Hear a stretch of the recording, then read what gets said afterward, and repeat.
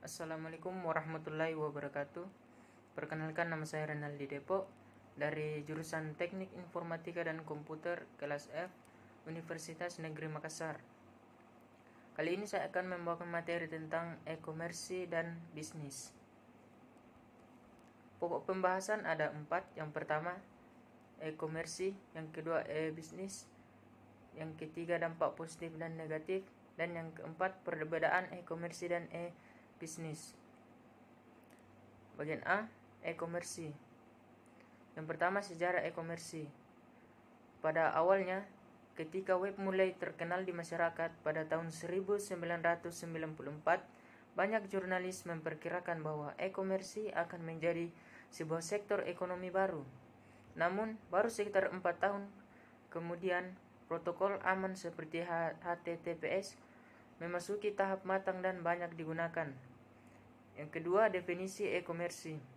E-komersi adalah satu set dinamis teknologi, aplikasi dan proses bisnis yang menghubungkan perusahaan, konsumen dan komunitas tertentu melalui transaksi elektronik dan perdagangan barang, pelayanan dan informasi yang dilakukan secara elektronik.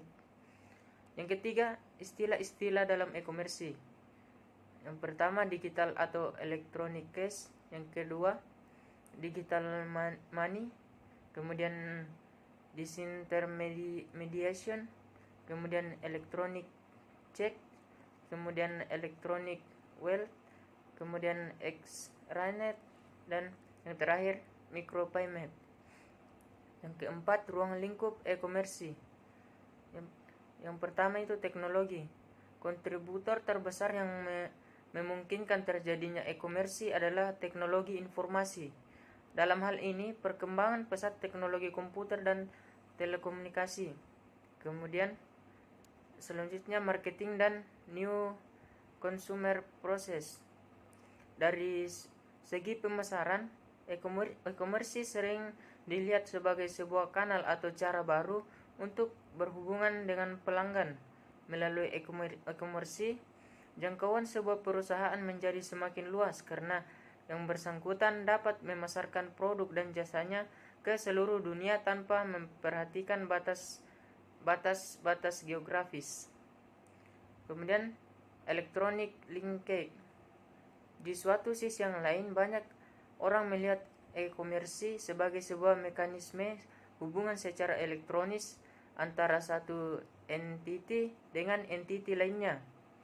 Dengan adanya e-komersi, maka dua buah divisi dapat bekerja sama secara efisien melalui pertukaran data elektronis. Kemudian, service infrastruktur.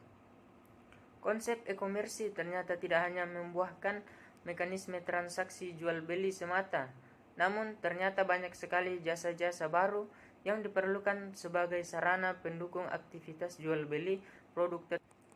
Kemudian, legal, privasi, dan public policy. Sisi terakhir dalam melihat e-komersi adalah mencoba memandangnya dari unsur-unsur semacam hukum, peraturan, kebijakan, proses, dan prosedur yang diberlakukan. Yang kelima, hambatan e-komersi. Yang pertama, penipuan dengan cara pencurian identitas dan membohongi pelanggan. Dan yang kedua, hukum yang kurang berkembang dalam bidang e-komersi ini. Yang keenam, kemampuan e-komersi. Yang pertama, otomatisasi, proses otomatisasi yang menggantikan proses manual. Yang kedua, integrasi, proses yang terintegrasi yang akan meningkatkan efisiensi dan efektivitas proses. Yang ketiga, publikasi, memberikan jasa promosi dan komunikasi atas produk dan jasa yang dipasarkan secara elektronik. Yang keempat, interaksi, pertukaran data atau informasi antar berbagai pihak yang akan meminimalkan human error. Dan yang kelima, transaksi, kesepakatan antara dua pihak untuk melakukan transaksi yang melibatkan institusi lainnya atau pihak ketiga sebagai pihak yang menangani pembayaran. Yang ketujuh, faktor kunci sukses dalam e-komersi. Yang pertama, dalam banyak kasus, sebuah perusahaan e-komersi bisa bertahan tidak hanya mengandalkan kekuatan produk saja, tetapi dengan adanya tim manajemen yang handal, pengiriman yang tepat waktu, pelayanan yang bagus, struktur organisasi bisnis yang baik, jaringan infrastruktur dan keamanan, desain situs web yang bagus, beberapa faktor yang termasuk. Kemudian yang kedua, menyediakan harga kompetitif. Yang ketiga, menyediakan jasa pembelian yang tanggap, cepat, dan ramah. Yang keempat, menyediakan informasi barang dan jasa yang lengkap dan jelas. Yang kelima, banyak bonus seperti kupon, penawaran istimewa, dan diskon. Yang keenam, memberikan perhatian khusus seperti usulan pembelian. Dan yang ketujuh, menyediakan rasa komunitas untuk berdiskusi, masukan dari pelanggan, dan lain-lain. Dan kedelapan, mempermudah kegiatan perdagangan. Kemudian bagian ke-8, aplikasi e-commerce. Yang pertama, email dan messaging. Yang kedua, content management system. Yang ketiga, dokumen, spreadsheet, database. Yang keempat, accounting dan sistem keuangan. Yang kelima, informasi pengiriman dan pemesanan. Yang keenam, pelaporan informasi dari klien dan enterprise. Yang ketujuh, sistem pembayaran domestik dan internasional. Kedelapan, news group. Yang kesembilan, online shopping. Yang kesepuluh, conferencing. Dan yang kemudian yang kesembilan, undang-undang e-commerce. Pasal 1 UU PK 1999 mengatur mengenai perlindungan konsumen. Namun pada kenyataannya UU PK 1999 belum sepenuhnya mengatur mengenai transaksi elektronik. Hanya beberapa pasal saja yang dapat dipergunakan dalam transaksi elektronik. Dalam menyelesaikan masalah yang menyangkut dengan penyelesaian sengketa dalam kasus-kasus di Indonesia, dikenal dua forum, yaitu litigasi dan non-litigasi. Forum litigasi melalui jalur pengadilan, sedangkan non-litigasi yakni mengedepankan konsep dengan jalan musyawarah dalam menyelesaikan sengketa antara para pihak. Kemudian masuk pada bagian B, bisnis. Yang pertama, sejarah bisnis. Pada prinsipnya, bisnis kerap didefinisikan sebagai aktivitas yang berkaitan secara langsung maupun tidak langsung dengan proses pertukaran barang atau jasa dengan memanfaatkan internet sebagai medium komunikasi dan transaksi. Syarat utama yang harus dipenuhi oleh sebuah perusahaan yang ingin mengimplementasikan konsep e-bisnis adalah bahwa manajemen perusahaan benar-benar memahami filosofi dasar dari konsep e-bisnis, yaitu bukan sekedar ikut-ikutan atau lata belaka. Pada prinsipnya, seluruh perusahaan tanpa peduli ukuran dan jenisnya dapat menerapkan konsep e-bisnis. Hal ini disebabkan karena dalam proses penciptaan produk maupun jasanya, setiap perusahaan pasti membutuhkan sumber daya karena berbagai fungsi dan proses bisnis membutuhkan data atau informasi, maka bagaimana informasi tersebut diciptakan dan didistribusikan merupakan hal yang krusial untuk dikelola perusahaan. Salah satu fitur dari konsep e-bisnis adalah menawarkan cara-cara penciptaan, penyimpanan, pengolahan, dan pendistribusian informasi yang efisien dan efektif di dalam sebuah perusahaan maupun antara perusahaan dengan stakeholdernya, yaitu supplier, customer, mitra bisnis, vendor, dan pihak-pihak lain yang berkepentingan. Yang kedua, definisi e-bisnis. E-bisnis adalah kegiatan bisnis yang dilakukan secara otomatis dan semi-otomatis dengan menggunakan sistem informasi komputer. Istilah yang pertama kali diperkenalkan oleh Lou Gerstner, seorang CEO perusahaan IBM ini, sekarang merupakan bentuk kegiatan bisnis yang dilakukan dengan menggunakan teknologi internet. Dalam penggunaan sehari-hari, e-bisnis tidak hanya menyangkut dagang atau perdagangan elektronik atau e-komersi saja. Dalam hal ini, dagang lebih merupakan sub bagian dari e-bisnis, sementara e-bisnis meliputi segala macam fungsi dan kegiatan bisnis menggunakan data elektronik, termasuk pemasaran internet atau e-pemasaran. Sementara itu, e-bisnis berkaitan secara menyeluruh dengan proses bisnis, termasuk value chain, yaitu pembelian secara elektronik, manajemen rantai supply, pemrosesan order elektronik, penanganan dan pelayanan kepada pelanggan, dan kerjasama dengan mitra bisnis. Yang ketiga, manfaat e-bisnis. Yang pertama, pasar global. Internet tidak mengenal batas, baik budaya maupun wilayah. Yang kedua, mobilitas. Selama Anda memiliki koneksi internet, Anda dapat mengoperasikan bisnis Anda dari manapun. Yang ketiga, fleksibel. Tidak ada yang peduli jika Anda berdagang tengah malam untuk bekerja dan tidur esok harinya.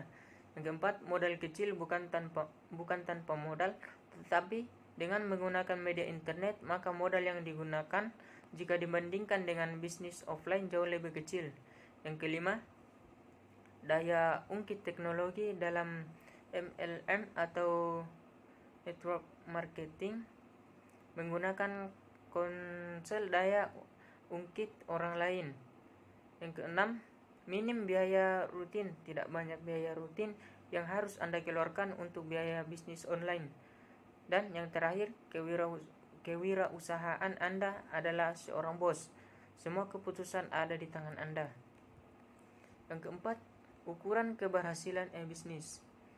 Jika bisnis bertujuan untuk mencapai apa yang ada dalam teori disebut sebagai wealth maximization, dan di dalam praktek sehari-hari wealth sering diasosiasikan dengan profit atau keuntungan usaha, maka secara jelas bisnis harus dapat paling tidak melakukan kedua hal di bawah ini. Yang pertama, seberapa tinggi potensi penambahan pendapatan perusahaan baik secara langsung maupun tidak langsung yang didapat pada saat konsep e-bisnis diimplementasikan. Dan yang kedua, seberapa tinggi potensi pengurangan biaya yang dapat dilakukan baik secara langsung maupun tidak langsung yang didapat pada saat konsep e-bisnis diterapkan. Arthur Mane dan Remeni memberikan 16 kriteria yang harus diukur di dalam perusahaan untuk menentukan apakah konsep e-bisnis yang diterapkan lebih baik dibandingkan dengan kondisi pada saat e-bisnis belum diimplementasikan. Secara ringkas, ke-16 kriteria. Yang pertama, kemampuan sistem dalam mengurangi biaya. Yang kedua, kemampuan sistem memindahkan biaya. Yang ketiga, kemampuan sistem menghindarkan biaya. Yang keempat, kemampuan sistem menyediakan peluang pertumbuhan pendapatan. Yang kelima, kemampuan sistem menyediakan peningkatan informasi manajemen. Yang keenam, kemampuan sistem meningkatkan produktivitas staf. Ketujuh, kemampuan sistem menyediakan kapasitas untuk meningkatkan volume. 8, kemampuan sistem untuk mengurangi error. 9, kemampuan sistem menyediakan keuntungan kompetitif. Yang ke-10, kemampuan sistem menyetarakan dengan persaingan. 11, kemampuan sistem menyediakan peningkatan kontrol manajemen. Ke-12, kemampuan sistem meningkatkan produktivitas manajemen. 13, kemampuan sistem menyediakan peningkatan moral karyawan. Ke-14, kemampuan sistem menyediakan peningkatan image perusahaan. Ke-15, kemampuan sistem menyediakan peningkatan layanan nasabah. Dan yang terakhir, ke-16, kemampuan sistem meningkatkan hubungan dengan klien. Yang kelima, aplikasi e-bisnis. Di dalam menerapkan konsep e-bisnis, peranan aplikasi sangatlah penting dan krusial. Contohnya adalah aplikasi keuangan, aplikasi pemasaran, aplikasi sumber daya manusia, aplikasi pengadaan, aplikasi manufaktur, dan lain sebagainya. Ketika perusahaan hendak mengintegrasikan berbagai aplikasi ini untuk mengimplementasikan konsep e-bisnis, yang biasa dilakukan oleh manajemen adalah menghubungkan satu aplikasi dengan lainnya sesuai dengan urutan proses. Yang pertama, ERP atau Enterprise Resource Planning, sistem informasi pendukung yang menyediakan berbagai macam kebutuhan perusahaan seperti supply chain, CRM, marketing, warehouse, shopping, dan payment, serta mampu melakukan otomatisasi proses bisnis. Yang kedua, CRM atau Customer Relationship Management, sistem kustomisasi real time yang manajemen customer dan melakukan personalisasi produk dan service berdasarkan keinginan customer. Yang ketiga, EI atau Enterprise Application Integration, merupakan konsep integrasi berbagai proses bisnis dengan memperbolehkan mereka saling bertukar data berbasis message. Yang keempat, SCM atau Supply Chain Management, manajemen rantai suplai secara otomasi terkomputerisasi. Yang keenam, arsitektur e-bisnis. Arsitektur e-bisnis adalah gambaran terpusat bentuk baru dalam hal fungsi proses. Paralel dalam membangun arsitektur e-bisnis membagi pada fungsi proses persilangan yang terintegrasi untuk kebutuhan banyak perusahaan. Ada 5 bentuk e-bisnis untuk menuju market leadership, yaitu yang pertama, the cross functional business unit, kemudian the strategi business unit, kemudian the integrate enterprise, kemudian the extend enterprise, dan yang terakhir the enterprise community. Yang ketujuh, design a business. Yang pertama, ada persilangan unit fungsi bisnis di dalam menuju tujuan organisasi pada bentuk produksi yang dapat dipercayai, konsisten, kualitas produk, dan servis dengan biaya yang memungkinkan. Kemudian strategi bisnis unit, perusahaan mengalami perpindahan ke bentuk 2 konsentrasi pada pelayanan pelanggan dengan proses end to end. Sebagai contoh, kemahiran membuat order dan pemenuhan. Kemudian yang ketiga, integrasi perusahaan. Perusahaan pada bentuk ketiga fokus pada reduksi biaya dan efisiensi internal. Yang keempat, the extended enterprise, peningkatan perusahaan dengan melakukan sebuah multi enterprise supply chain atau rantai multi supply perusahaan dengan berbagai infrastruktur informasi, menentukan integrasi rantai supply, lebih efektif outsourcing, dan solusi self-service untuk kebutuhan internal maupun eksternal pemakai. Yang kelima, the enterprise community atau komunitas interperusahaan, fokus pada pemimpin penjualan. Yang kedelapan, kuadran dalam e-bisnis. E-bisnis bukan lagi merupakan jual beli melalui jaringan internet, namun merupakan proses bisnis perusahaan yang dilakukan melalui jaringan internet. Internet bukan hanya lagi merupakan display toko atau katalog online, namun juga digunakan sebagai pemrosesan transaksi, backlog, procurement, serta customer relationship. Dalam e-bisnis bukan hanya pembelian dan penjualan barang dan jasa saja, tetapi juga melayani pelanggan, berkolaborasi dengan mitra bisnis, mengadakan e-learning, dan melakukan transaksi elektronik di dalam suatu organisasi. Ada 9 kuadran yang merupakan segmentasi pasar dari e-bisnis, antara lain C2C, C2B, C2G, B2B, B2C, B2G, G2G, G2B, dan G2C. Yang ke-9, faktor-faktor penyebab kegagalan e-bisnis. Yang pertama, tidak ada komitmen yang utuh dari manajemen. Yang kedua, penerapan bisnis tidak diikuti proses change management. Yang ketiga, tidak profesionalnya vendor teknologi informasi yang menjadi mitra bisnis. Yang keempat, buruknya infrastruktur komunikasi. Yang kelima, tidak selarasnya strategi TI dengan strategi perusahaan. Yang keenam, adanya masalah keamanan dalam berinteraksi. Yang ketujuh, kurangnya dukungan finansial. Yang kedelapan, belum adanya peraturan yang mendukung dan melindungi pihak-pihak yang bertransaksi. Yang kesembilan, menggunakan target jangka pendek sebagai pijakan investasi e-bisnis. Kemudian bagian C, dampak positif dan negatif. Yang pertama, dampak positif e-commerce dan e-bisnis. 1. Revenue stream atau aliran pendapatan baru yang mungkin lebih menjanjikan yang tidak bisa ditemui di sistem transaksi tradisional. Kedua, dapat meningkatkan market exposure atau pangsa pasar.